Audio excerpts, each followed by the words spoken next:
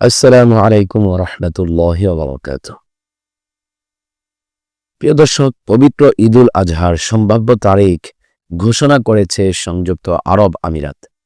আগামী ৬ জুন শুক্রবার পবিত্র ঈদুল আজহা উদযাপিত হতে পারে বলে জানিয়েছে দেশটির জ্যোতির্বিদ্যা সোসাইটি।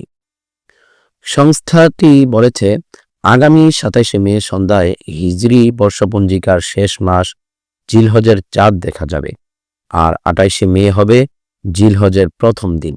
সে হিসেবে মধ্যপ্রাচ্যে ৬ জুন শুক্রবার ঈদুল আজহা উদযাপিত হতে পারে।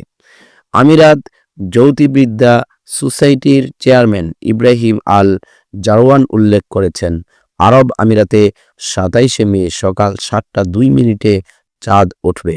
ওই দিন সূর্যাস্তের ৩৮ মিনিট পর পর্যন্ত চাঁদটি আকাশে দৃশ্যমান থাকবে।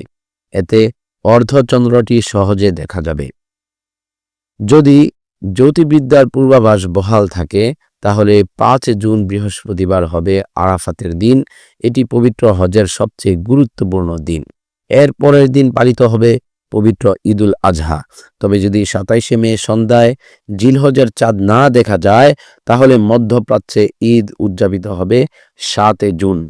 সাধারণত মধ্যপ্রাচ্যের দেশগুলোতে যেদিন চাঁদ দেখা যায়, তার পরের দিন বাংলাদেশ সহ দক্ষিণ এশিয়ার অন্য দেশগুলোতে চাঁদ দেখা যায়। সেই হিসেবে যদি ৬ জুন মধ্যপ্রাচ্যে ঈদ হয়, তাহলে বাংলাদেশে পরদিন অর্থাৎ আগামী ৭ জুন শনিবার ঈদুল আজহা উদযাপিত হবে। ঈদুল আজহাকে কুরবানির ঈদও বলা হয়। মহান আল্লাহর সন্তুষ্টি লাভের উদ্দেশ্যে নিজ ছেলেকে কুরবানি করতে চেয়েছিলেন হযরত ইব্রাহিম আলাইহিস সালাম, যা ছিল আল্লাহর প্রতি আনুগত্যের একটি নিদর্শন। বিশ্বের সব সাধারণ মুসল্লি পশু জবাইয়ের মাধ্যমে কুরবানির ঈদ পালন করে থাকেন। প্রিয় দর্শক, আল্লাহ তাআলা আমাদের সবাইকে কুরবানি ঈদ সঠিকভাবে যেন আমরা পালন করতে পারি, সেই তৌফিক দান করুক। আমিন।